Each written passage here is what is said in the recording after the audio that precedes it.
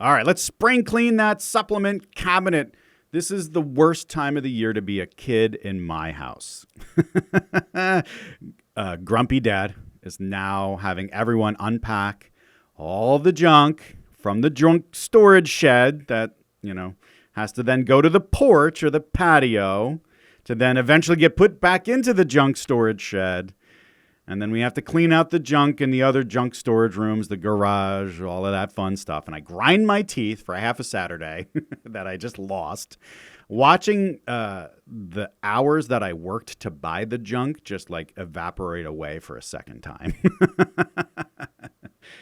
They say you die twice, right? You die when you die physically, and then you die again when the last person alive forgets your name. But technically, it's a third time when you have to throw away the stuff that you bought foolishly, working your life away. I really highly recommend taking the time right now to spring clean your supplement cabinet. Add that to the mix of things that you're going to be doing this time of the year, which should then align with your brand spanking new supplement strategy. So you've got junk in that supplement trunk. I know it, and you know it, and it's time to clear it out and stop with all the silliness and take our supplements strategically. And that's what I want to do. So I got a 4-step program for you. This is going to be super easy. So step 1 is kind of what I have to do. You have to stop grinding your teeth. You have to let go, man. You hoard stuff because it's like someday maybe, right? I might need it. I've spent so much. I've already got the sunk cost in here. Drop it, declutter your supplement space, and it's going to lift a weight off of your chest and your shoulders, and to be more likely to push ahead with a better plan if you got some clarity. Right. And hopefully now you're going to also, move forward with the lesson learned. Like, I just had to pitch a bunch of supplements. Maybe if somebody on QVC is talking very confidently, I shouldn't just run out and buy the whole line. Right. I'm going to stick to a plan in 2023, a supplement strategy. So, step 2 is, well, what's the strategy? And if you're not a super fan and you haven't read all the stuff, listen back. I got an episode, Supplement Strategy. But here's how I simplify supplement strategy for the point of this podcast. So I say that there are 3 tiers to supplements. It's organized by priority and evidence. Okay. First is the Vital 5. Second, supplements that you need. And third, supplements that you want. So what are the Vital 5? The Vital 5 are the 5 nutrients almost everyone would benefit from. They're missing from even the best diets. They have the most evidence to support their use, and they have benefits on multiple body systems. So, one rock to kill 2 birds. Is that what they say? 2 birds, 1 stone. So these things are the nutrients that need to be optimized before any other. Before you consider any other supplement, you need to optimize the Vital 5 nutrients. These are omega-3, probiotics, bone support, which is calcium and vitamin D, protein, and multivitamins. So, in your spring cleaning process, building a supplement strategy simultaneously, lots of S words here, folks, you're going to look through your pile of stuff, expired or not, the stuff that you use or not, and separate all the supplements that could fit into this Vital 5 bin and just throw it all into one pile. This is the Vital 5 bin. So then we have to move to the supplements that you need. And what does that mean? Well, you got allergies, allergy support capsules go here. You got reflux, your DGL goes there, right? Any supplement that you use for a specific reason, so to help manage or technically prevent a personal and real health concern. Not like I kind of want to do this for heart health, but I don't have any heart problems. This is more like I want to do this for cholesterol support, right? Because I have high cholesterol. So the personal and real reasons, the things you need. So lutein for your eye health, right? Because you're addicted to your iPhone and you want to make sure your eye is nice and healthy. Your eyes, both eyes are nice and healthy. So that would go into the supplements you need category, right? So you put all the stuff in there, whether it's expired or you use it or not, it all goes there. And then finally, you go to the supplements that you want. So these are the things that you heard were good, right?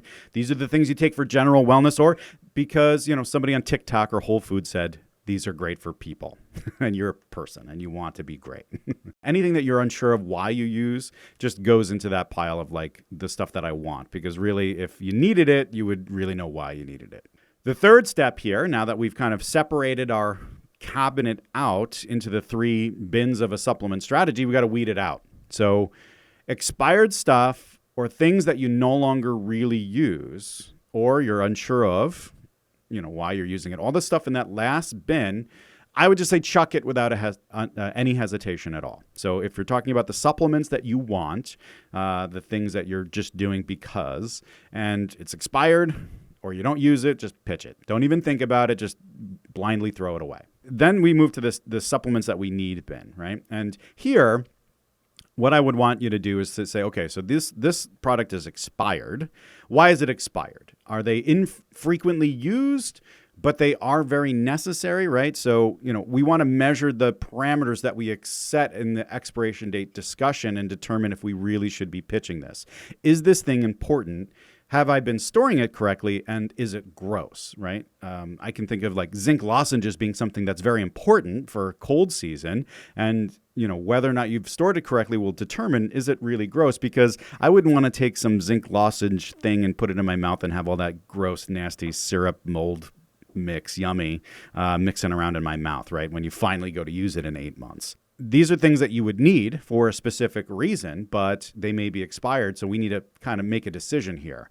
I would say, again, balance all the variables, err on the side of gross and get rid of it, and then just re-up. And I think that's an important thing to remember, that you're going to have plenty of time to stock up on most things as cold season rolls around, as summer rolls around, as all of the seasons of buying supplements comes around. You're going to have plenty of time to re-up.